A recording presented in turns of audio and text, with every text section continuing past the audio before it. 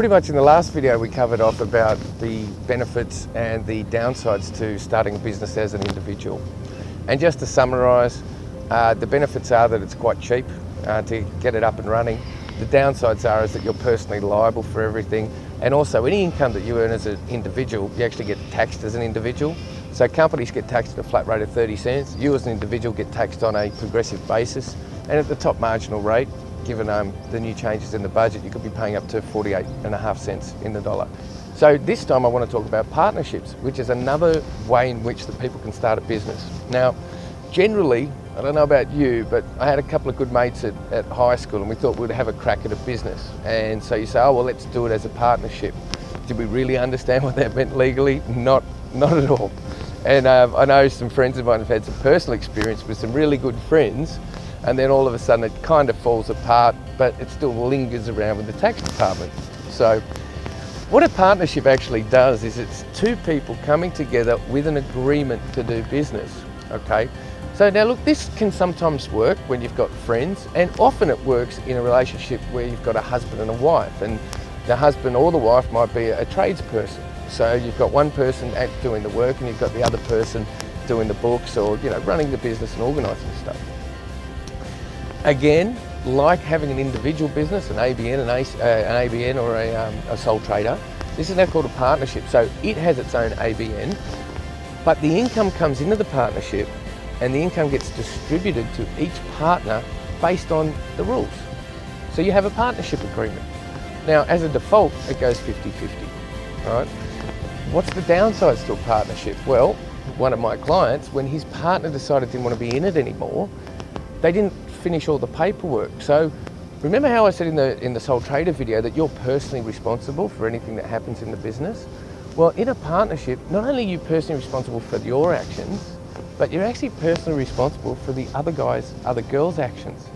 So, they could be having a bit of a bad day or a bad week, and you become personally liable for everything that they've actually done. Pretty scary stuff. But the good things about a partnership: cheap, easy, get it cracking straight away. Bad things about a partnership: unlimited liability. Again, the taxes get split between the two people, so it's at your marginal rate. And where I see things gone wrong in the past is people don't have a proper game plan, right? The same thing as shareholders in a company. Basically, we agree to play soccer, and then 2 years later, somebody turns up with a rugby ball.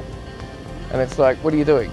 We're playing soccer. Are we? Where was that written down? So a lot of things that we see is that people don't solidify exactly what they're doing and the rules. Who's supposed to be doing this? Who's supposed to be doing what? Partnerships have their place. It's easy, but it all depends on the person. And that's pretty much it. Where a partnership would work in a lot of situations, one, as a small startup where there's low risk. So you and a friend, you put some money in, or he's a graphic, or he or she's a graphic designer, or you're an accountant and they're they're whatever they are, and then you come together. It's still a formal relationship, but where the risk is low, where they actually can't go out and get loans, because even if they get loans, credit cards from the bank, you're personally liable as well as them. And what's even scary, they could go bankrupt. Guess what? The whole debt comes to you. The whole debt comes to you. So you both can be bankrupt and, sitting in the curb together. So once again, biggest risk is about going bankrupt. It's on your record forever. Where it does work would be like a husband and wife, plumber, small tradie, where you've got absolute control over what you've got, and you've got insurances to cover your work. So at the point where you really want to start looking at the next step, it's about protecting your personal assets, and it's about legally reducing your tax, or having the ability to be flexible about further investment because of the way in which you've set up your business. So when you start to earn as an individual over 180,000, you pay nearly 48.5% now if the budget goes through.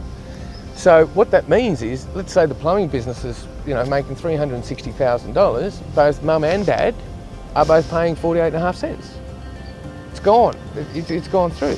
If they move it into a company situation, the company pays a rate of tax at 30% and then has the ability to stream income to these guys over the course of the next couple of years, or use the money in the company to go and make further investments, but they've only paid 30% tax.